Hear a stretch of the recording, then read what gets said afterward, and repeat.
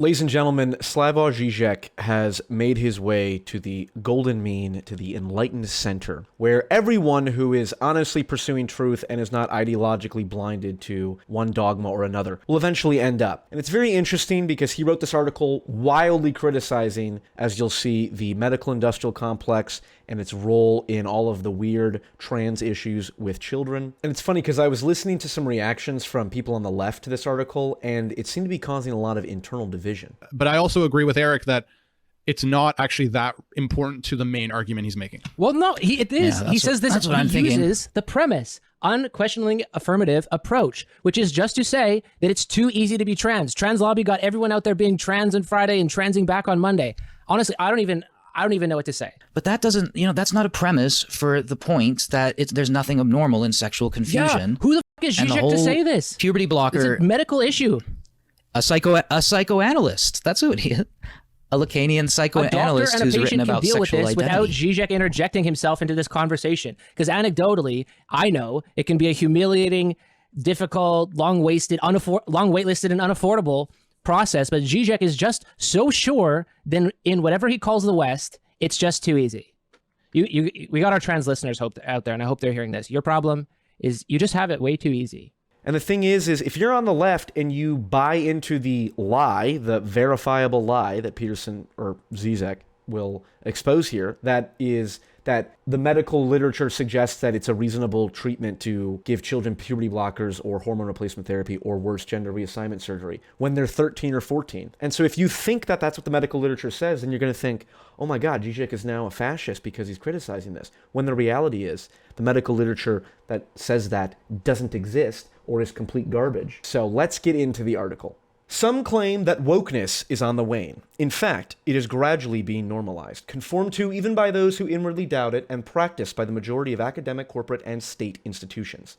This is why it deserves more than ever our criticism, together with its opposite, the obscenity of the new populism and religious fundamentalism. AKA, Zizek is an enlightened centrist now. Let's begin with Scotland, where Nicola Sturgeon's government pushed wokeism and LGBT causes almost to the end. In December 2022, it hailed a historic day for equality after Scottish lawmakers approved plans to make it easier for individuals to legally change their gender, extending the new system of self-identification to 16 and 17-year-olds. Basically, you declare what you feel you are, and you are registered as what you want to be. A predictable problem emerged when Isola Bryson, a biological male convicted of rape, was remanded to a woman's prison in Stirling. Right, a predictable problem. This reminds me of when people were pointing out, hey, if we allow males to just identify as women willy-nilly with no standard, then males will be allowed to identify as women and be put in female prisons. And people would say, well, do you have any evidence of that? Do you have any data to support this? Otherwise, it's fear-mongering. It's like... It's happening in California. I'll tell you this much. We don't have evidence that letting trans women into cis women's prisons will increase sexual assault. To my knowledge, there's no evidence of that upticking in an actual, like, here's a percentage, then here's a change percentage sense. No, it's called inductive reasoning, and hence Zizek accurately pointing out a predictable problem. Bryson decided that he was no longer a man only after appearing in court on a charge. So we have a person who identifies itself as a woman using its penis to women. It is quite logical. If maleness and femaleness have nothing to do with one's body and everything to do with one's subjective self-definition, then one must put a penis having in a prison with captive women. After protests, Bryson was put in a male prison. But again, this is problematic under Scottish law since we now have a self-identified woman in a male prison. Right, if a trans woman doesn't belong in a woman's prison, then the implication must be that trans women are not actually female, which is the more relevant issue here.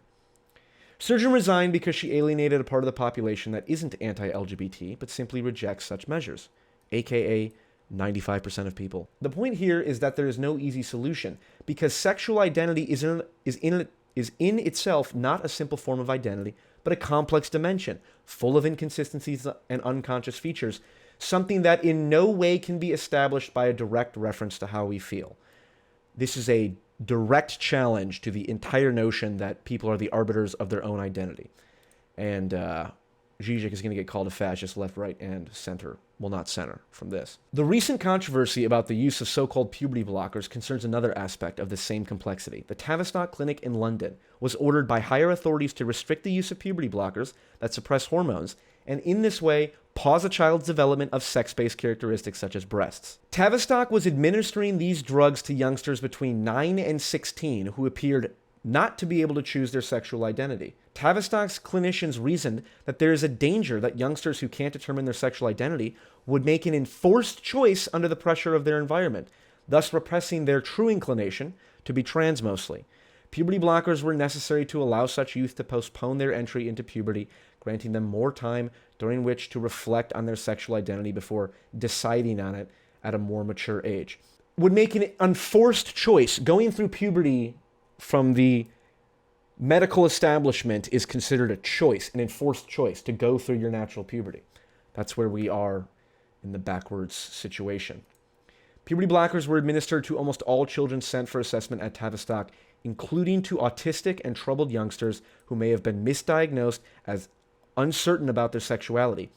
In other words, life-altering treatments were being given to vulnerable children before they were old enough to know whether they wanted to medically transition.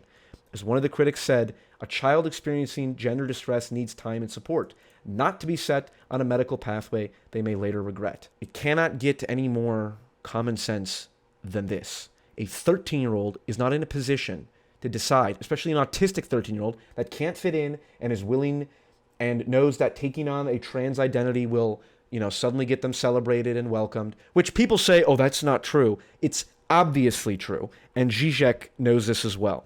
So let's continue. The paradox is clear. Puberty blockers were given to allow youngsters to pause maturity and freely decide about their sexual identity. But these drugs may also cause numerous other physical and psychic pathologies. And nobody asked the youngsters if they were ready to receive drugs with such consequence. Dr. Hilary Cass, one of the critics, wrote, "We have no way of knowing whether, rather than buying time to make a decision, puberty blockers may disrupt that decision-making process. Brain maturation may be temporarily or permanently disrupted." There are parents to this day who genuinely are convinced and believe that puberty blockers don't have any side effects, and giving them to children isn't a problem. One should take a step even further in this criticism and question the very basic claim that arriving at sexual identity is a matter of mature free choice. There is nothing abnormal in sexual confusion. What we call sexual maturation is a long, complex, and mostly unconscious process. It is full of violent tensions and reversals, not a process of discovering what one really is in the depths of one's psyche. At many gender clinics across the West, doctors feel compelled to adopt an unquestioning affirmative approach, one critic noted, with little regard to other underlying mental health crises troubling children. The pressure is in fact twofold. For one thing, clinicians are cowed by the trans lobby. Wow, Zizek's a straight-up fascist, apparently, using these kinds of talking points, which interprets skepticism regarding puberty blockers as a conservative attempt to make it more difficult for trans individuals to actualize their sexual identity. This is compounded by a financial compulsion. More than half of Tavistock's income, for example, came from the treatment of youngsters' sexual troubles.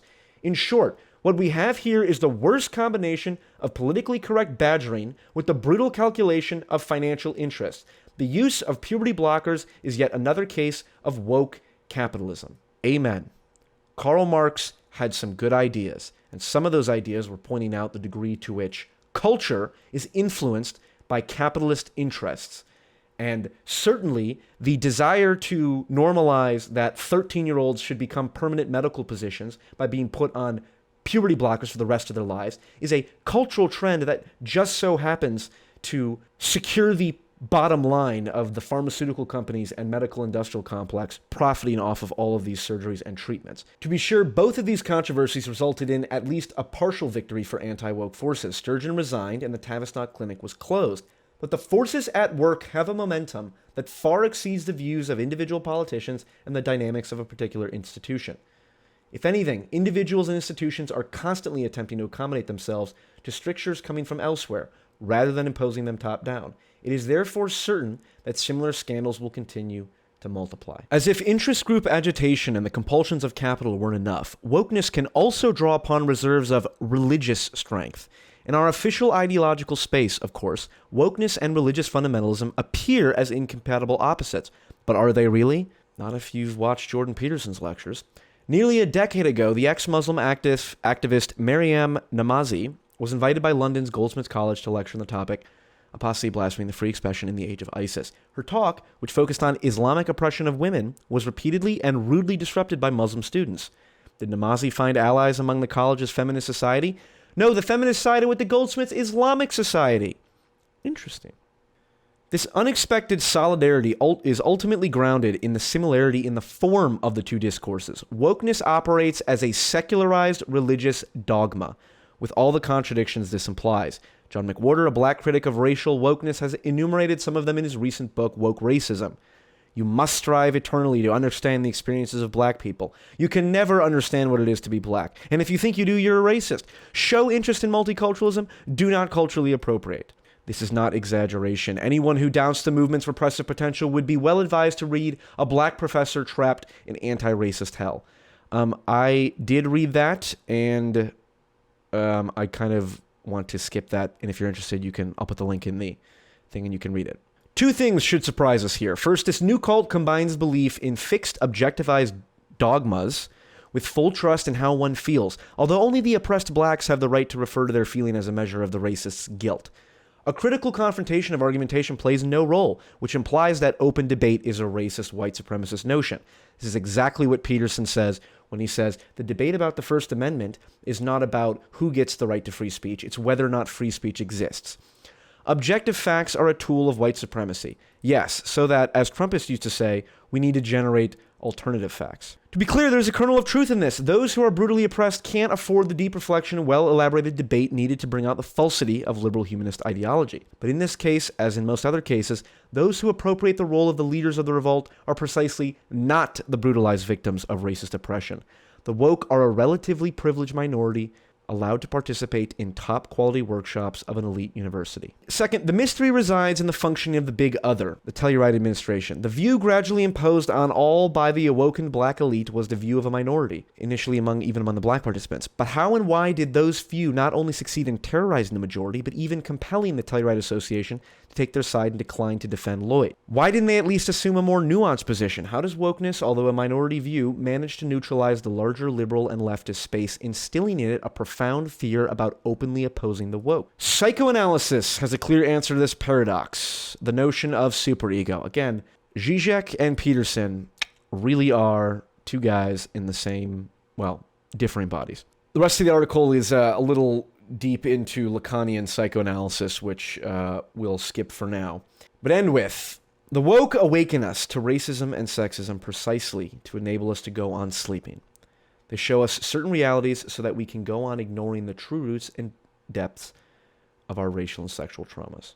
Amen. So yeah, the point here is, look, everyone who is honestly seeking truth and is motivated by the desire to improve things, which I think Zizek is, which is why he's so well liked by people, will come to this conclusion, because this is true. This is an accurate, I believe, this is an accurate assessment of the situation. It's exactly what Jordan Peterson has said, and Zizek is saying the same thing. And generally speaking, when two people on opposite sides, or supposedly opposite sides of the political spectrum, make the same observation, you can be pretty sure it's true, because neither of them see any reason to propagandize things, to falsify things. So, welcome to the team, Zizek. Welcome to the Enlightened Center. And to everyone else, good luck and Godspeed.